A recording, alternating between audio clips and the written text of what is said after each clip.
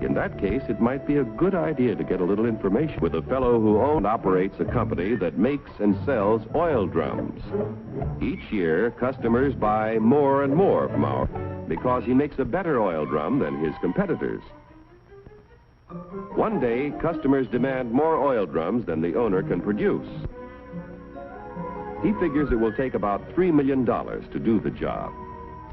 So he decides to form a corporation to sell shares in his business to raise the capital he needs. First, the owner goes to the state government to get a corporation charter and permit to sell shares in this business. Next, our friend goes to an investment banker and shows him the record of the oil drum manufacturing company's past performance and plans for expansion. The investment banker decides to help our friend sell shares in the corporation to raise the $3 million. However, before any shares in the corporation can be sold, certain information must be filed with the Securities and Exchange Commission in Washington. The investment banker and the owner must swear that the information they file contains nothing but the truth. Registration with the SEC does not imply that the government approves the stock issue as a good investment, but only assures the public the material statements about the stock issue are false. Punishment will be according to the law. After SEC registration is effective, the investment banker pays the owner $3 million in exchange for a certain number of shares in the Oil Drum Manufacturing Corporation. The investment banker sells shares of the common stock to people at a price of $3 million investment and shows a profit for his services in selling the stock. Money received from the sale of shares in the business builds a new and better plant, which produces more and better oil drums. The people who bought common stock own proportionate shares in the corporation, tools, equipment, and all of its assets. Common stockholders elect the directors of the corporation.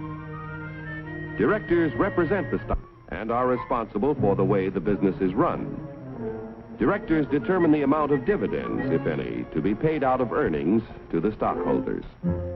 Naturally, when stockholders invest in a business, they hope to receive dividends to help pay for necessities of life. Within a few short years, an increasing demand for the company's product poses a friend. How can he fill all the orders?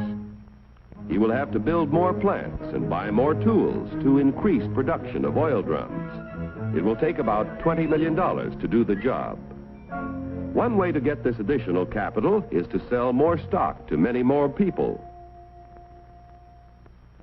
So the Oil Drum Manufacturing Corporation votes to send its president to the New York Stock Exchange to see if their common stock can qualify for listing. The corporation wants to list its securities on the exchange so that the additional stock they need to sell will be more attractive to investors all over the nation. Securities listed on the New York Stock Exchange can be sold for cash any time in this national marketplace. Each year, inquire about listing their securities, but only those which can pass a thorough examination as to their financial health are accepted. Calling the president of the Oil Drum Manufacturing Corporation. Calling the president of the Oil Drum Manufacturing Corporation. Report to Examination Room B. Attention all members of the Stock List Department. Report to Examination Room B. The Stock List Department examines the qualifications of corporations to be listed on the New York Stock Exchange.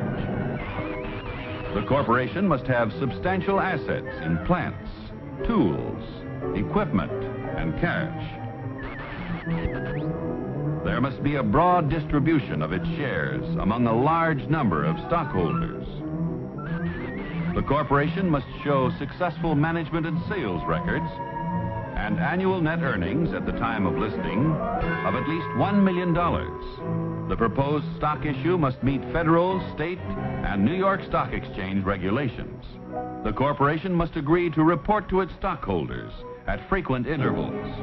If the examination by the Stock List Department indicates the corporation meets minimum requirements of the exchange at the time of the examination, the corporation's application for listing is recommended. The Board of Governors of the New York Stock Exchange finally approves the application and sees that it is made public. Extra, extra, read all about it. Now that the Oil Drum Manufacturing Corporation stock is listed, its name is abbreviated for use on the ticker tape. Each time ODM stock or any other stock listed on the exchange is bought or sold, the ticker tape flashes all over the nation the price and number of shares traded. A buyer in Colorado wants to purchase some ODM stock. The buyer's broker in Colorado sees that the last ODM transaction was at $10 a share. The buyer could buy from 1 to 99 shares, which would be known as an odd lot. But a Colorado friend decides to invest in 100 shares, known as a round lot. The Colorado broker wires the order to his New York office. The buy order is telephoned to the floor of the New York Stock Exchange. It is given to the firm's floor partner, who becomes the representative of the buyer in Colorado.